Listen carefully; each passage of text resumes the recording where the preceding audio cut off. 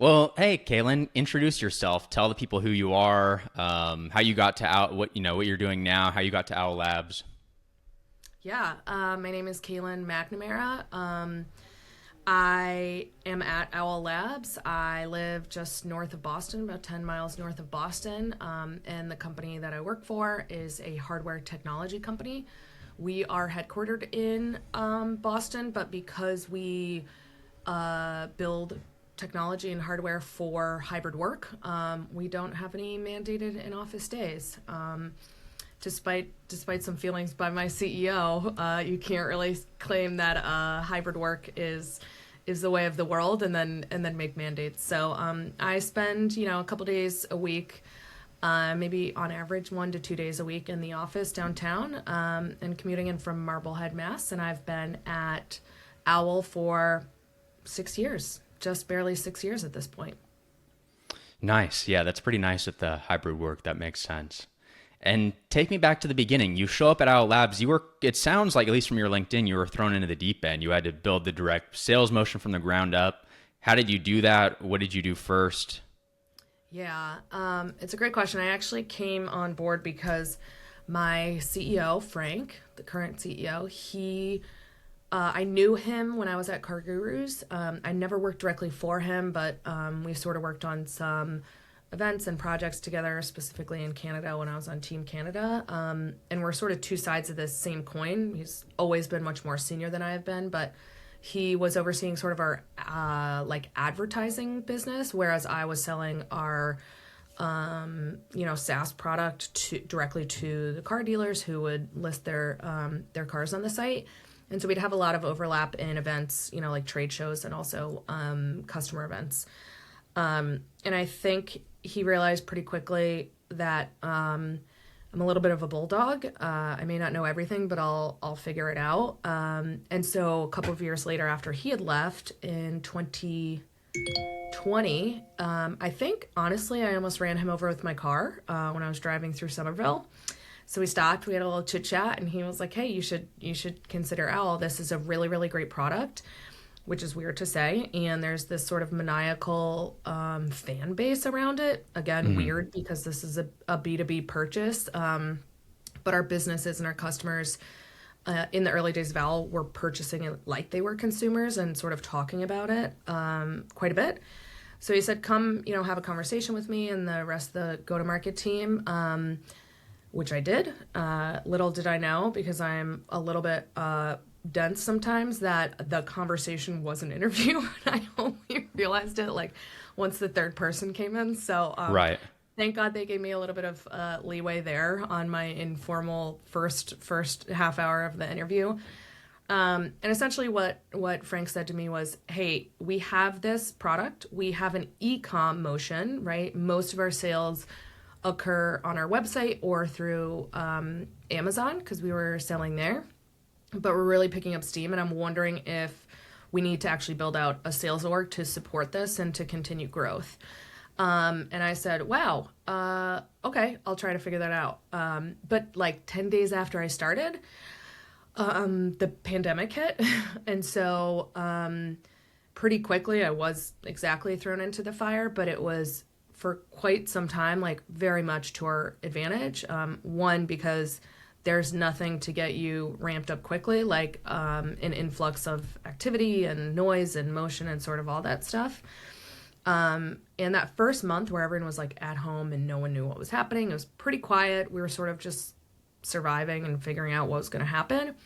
And then that second month, somewhere around like, April, May-ish, it just went kind of cuckoo, went crazy. I think all of a sudden, we all realized that hybrid work and or remote work was here to stay. And Owl Labs has been sort of at the forefront of developing technology for hybrid work prior to COVID, right? We were founded in 2017, and our co-founders essentially came with the point of view that you needed to have a camera, speaker, microphone system at the center of the table instead of at the front of the room in order for the natural conversation between two people in the room to be captured for the folks who are not in the room, right? So the whole premise was equitability between remote and in-room folks.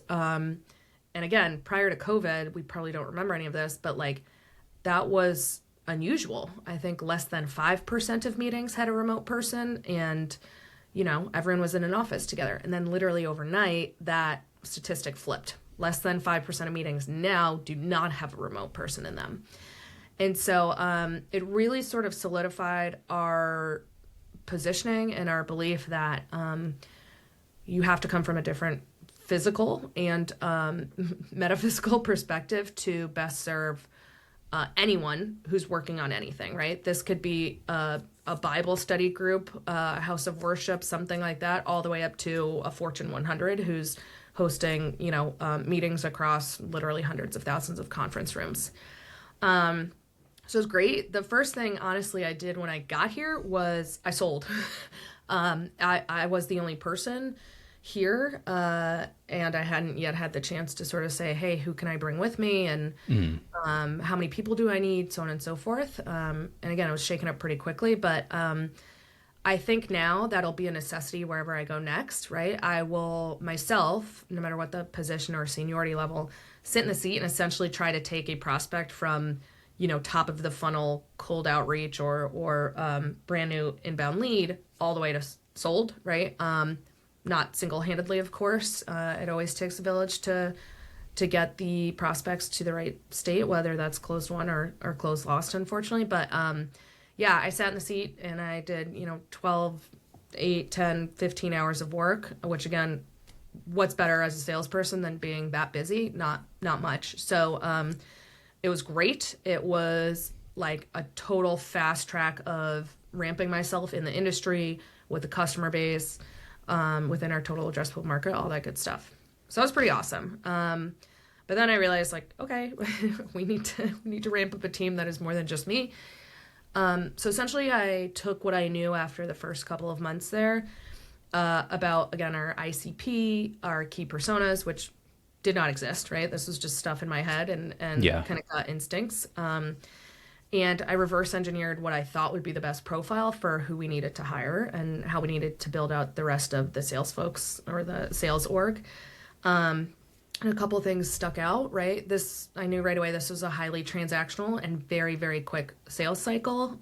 Yes, partially because of the unprecedented, I hate using that word, but it's true, nature of what was going on with COVID. Right. So I need people who could frame switch, who could multitask, who could keep themselves organized without having, a script in front of them and a step-by-step 15-page playbook, and then, an SE and a BDR and all this stuff. I really needed like essentially Swiss Army knives that could move really quickly. Obviously sort of carte blanche, I think, in all sales, but good discovery and qualification skills. The whole 70-30, right? The prospect should be talking 70% of the time to the 30% of the sales rep. That is grounded, I think, in good discovery and qualification. And then really I looked for folks who could take initiative and who had evidence in their careers so far or in school or their personal lives or whatever, who could sort of take something on, like find a problem and go take the initiative to solve it, or figure out a way to be more efficient, right? Like, oh, if we actually use this type of tool that's already built into our HubSpot or our Salesforce or whatever, it can shave even a couple clicks or a couple seconds off of each activity. So that was kind of what I looked for, the recipe for success on who I needed to hire. And I began hiring, right? Which is always fun, but very, very time consuming. So by the end of 2020, I had 2 folks who worked directly underneath me. And then in January of 2021, I think we hired 6 folks all at the same time. And a couple of those, 3 of those were BDRs, and 3 of those were like direct, more senior sellers. So we could scale up and handle the activity that we were seeing, which was awesome. Yeah. When you were bringing salespeople on, was it difficult because you guys are a tiny company, or was Owl Labs pretty hyped with the whole pandemic and everything, and it wasn't actually that hard to get quality people? It wasn't that hard. I think it's been harder since in other sort of seasons that we've had to hire.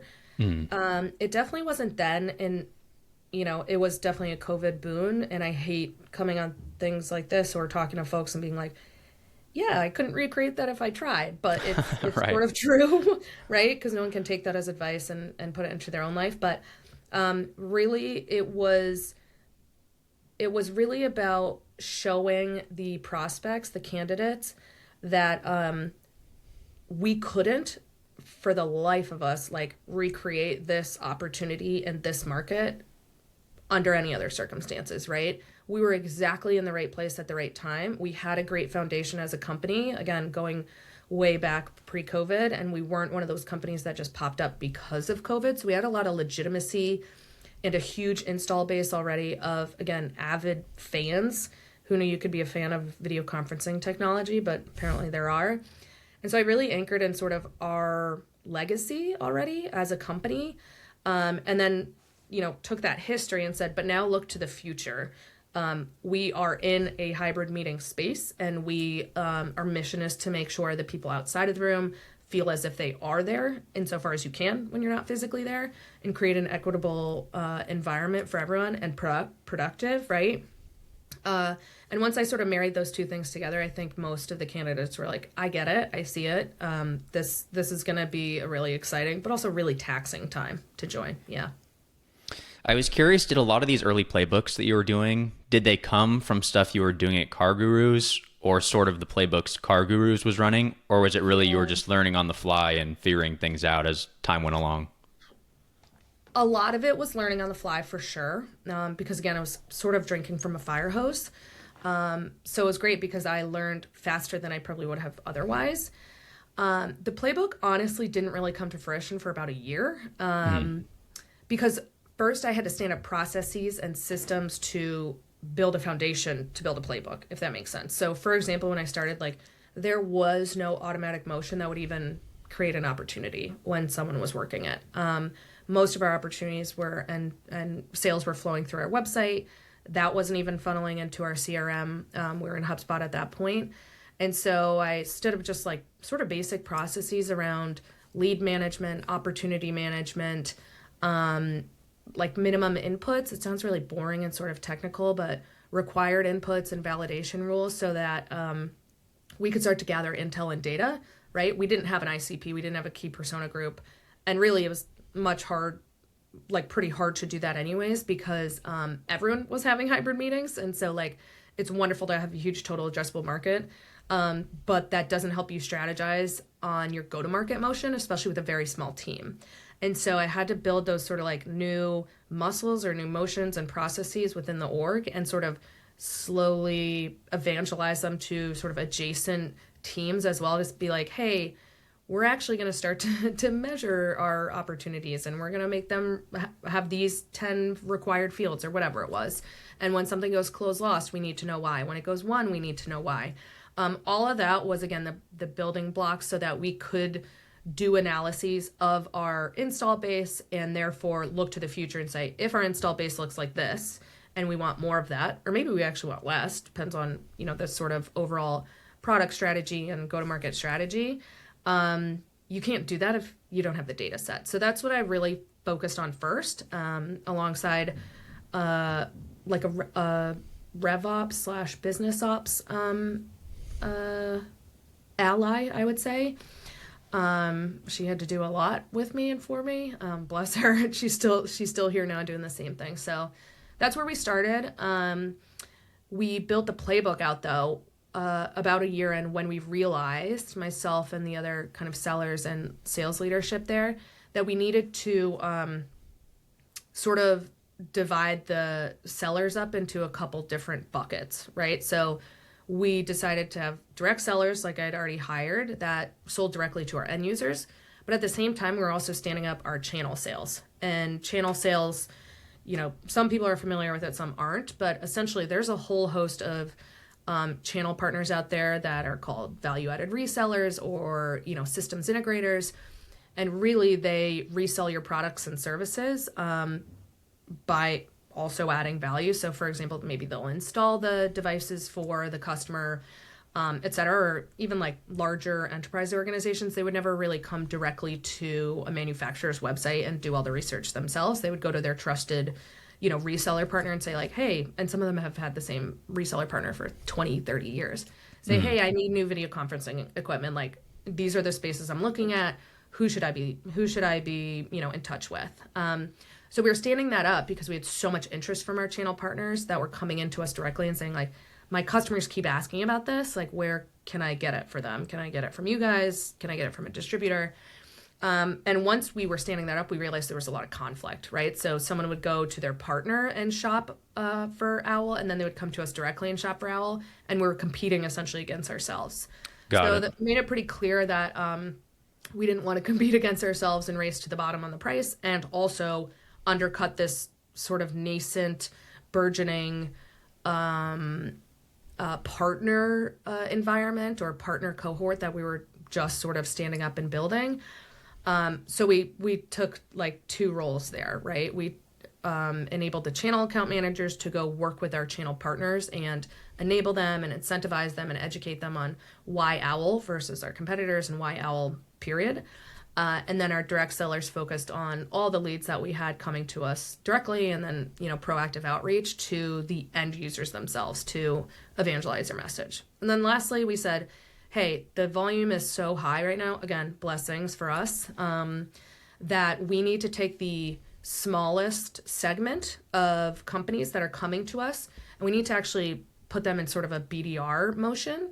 And our BDRs still do that to this day. They actually do the full sales cycle for any companies that come to us directly under 200 employees, right? Because essentially those companies, they're wonderful. We love them. They are like our bread and butter. We are very, very great in the SMB space, but they have a low ceiling, right? They're not going to have 15, 20, 30 conference rooms. And so because there is that sort of low ceiling, we always, stick by them and give them the demos they need and the post-sale support and all that good stuff. But we realized that was better in more of a fast, quick to move through BDR motion, while we wanted the more senior resources focusing on the larger accounts and building relationships with those larger accounts. Through this whole journey of scaling the sales organization, what would you say were the biggest challenges? Like, was there anything super crazy, like the most crazy difficult thing to deal with? Or it's kind of just a mix of a lot of things? This is probably a cliche, but I think things changing so quickly was the hardest thing. So I was thinking about our playbook and how, it took me a year to even start putting pen to paper on stuff like that, right? It basically existed up here or in 5,000 Slack messages. But even when we would build a playbook and write it down, by the time you're finished writing the playbook, it's changed, right? Our structure within the sales org has changed to match sort of the ebb and flow of which type of customers we're seeing. Our focus on our ICP was changing because, especially during COVID, like a big cohort of our prospecting customer base were EDUs, especially K-12, right? They were looking for anything to keep their classrooms online and keep kids learning, which was so, so, so important. But then after COVID, that cohort sort of shrunk down a little bit, right? Because kids could rightfully so get back in the classroom, and you cannot, no matter what you do, no matter how good the technology is, you cannot recreate in-person learning, especially in K-12 environments, with even the best technology out there, right? So because things were changing so much and so quickly, I think that was the biggest challenge. But again, as long as you sort of set the right expectations with the people you're hiring and the candidates in the pipeline, and also you interview for that trait, the ability to handle ambiguity and lots of change, I think you'll be okay. So all in all, I would say in 6 years, we've probably had maybe 6 of a total of 35 people who've come and gone through the sales org, like, leave voluntarily. And I don't think we've had to really ask anyone to leave on purpose. So we have a really great team, and they're here for the long haul, and they've done a great job of sort of rolling with the punches, good, bad, and otherwise. Yeah, that's very nice. And that's one thing I was curious about too, because you made a bunch of jumps at this company in the last 6 years, and of course the company's grown a lot. Why do you think that was? It was just getting the results, taking on big problems? Was there like a lot of politics that you had to navigate, or not really? You just crushed it. You were scaling things. You did a good job. They promoted you, or is there more to it than that? Yeah, it's a really good question. I mean, I think anywhere, and especially even at Owl, the results have to be there, right? And they have been, even though we've had such major fluctuations in revenue targets, right? We're trying to sort of right size what is the new normal going to be. Again, something overquoted during COVID, but we saw this huge influx. We knew that it was going to be sort of rocky for a while, mostly in a good way. But post COVID, I was thinking about it in the middle of COVID. I was thinking, what is our revenue going to look like, and how do we get to consistent, predictable revenue in a post COVID world? And so the results were there, and that was the basis for sort of taking on more, because I don't think any of my bosses, the few that I've had here, were going to, rightfully so, say, yeah, you can take on more, and therefore sort of inch your way up on the seniority scale, if you will, if you're not doing what your main priority is, which is driving revenue. It's that simple in sales, right? And it's that black and white, and it's that easy to see. So we did great there. And then essentially I got more involved in, I mean, it sounds like a no duh, but the more senior parts of planning and strategy. So building, I think 2021 or something, somewhere around there, I was working with my former boss who was here for a while, Josh Allen, on building like a bottom up sales goal, right? So looking at our historical data across the whopping three of us who were selling and saying, hey, we did great. Here's where we had success. Here's where we did not. What should the revenue targets for the sales org be for next year, right? And I'd never done that before at Car Gurus or anything like that. And then eventually taking on international because we had a sort of nascent contracted sales team in Europe. We were nowhere else. So at that point, but I sort of worked with my boss, my manager, to say, hey, we've built a little bit of a process and a little bit of a playbook and sort of some guardrails or swim lanes in North America. Like, let's go replicate that elsewhere to the extent that we can. So then we can find predictability and consistency in these other markets. And eventually got to the point where we stood up Australia, we stood up India, and a couple other, international markets here. So it definitely was not politics, and I'm lucky for that. We are too small of an org for politics to come into play, I believe. But I will say on the political side of things, like, you still have to have a good reputation and a good brand, if you will, outside of just your org, right? Your direct reports and sales leadership are not the ones who are single-handedly going to get you promoted, right? Hopefully they give great reviews of you, and they can see the value of the tough love conversations and the pats on the back, of course. But you really have to have this full sort of 360 reputation and brand that you are, dependable and consistent and, again, proactive and take initiative. And I think a lot of my colleagues, especially like on marketing or on business ops, or even in supply chain, could see that, I wasn't going to drop the ball on something that they needed help with. And eventually sort of took on this role as the knowledge base for the sales org, especially because, I essentially built it from the ground up. So right, it made sense. Right. And then ensuring that I was still evangelizing that. So getting to a point eventually where I'd be like, oh, someone would come to me and ask a question. Hey, who do you think would be a good customer for a new case study or testimonial? And I would point them instead to my colleague Bob, my rep Bob or Bill or someone else like that, right? Like, I wasn't having as many conversations with customers as they were. They're the experts. So it's a two-way street, right? Like, you should be able to build this reputation again in this brand where everyone else at the org wants to come to you to get questions answered. But once they do, you also sort of, I guess, delegate them out or sort of redirect those folks to the other experts, especially if they're your direct reports. Because like I said, those guys were more experts in exactly which customer would be great for a testimonial than I was at that point. And B, it helps up level them, right? It helps teach those folks, those maybe more junior sales reps, how to work cross functionally, or maybe manage up, right? Maybe it's a more senior person who's asking this request or something like that. So yeah, it's sort of how I kind of kept like notching it up. And truthfully, again, this is one of the ones that when I was much younger in my career, I really, really hated.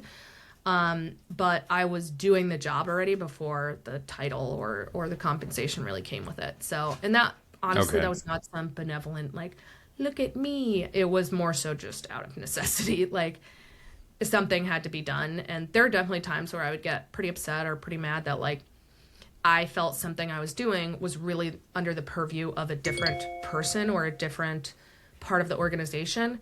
And I'd eventually get over it and be like, yeah, and no one has the time or bandwidth or tools or whatever to do it. And I still need it done. So I just have to go do it myself. Yeah, that makes sense. And then just a final question. Is there like what's the biggest lesson you've learned as a sales leader that you wish you knew earlier? And any tips for future sales leaders that are seeing Yeah. this?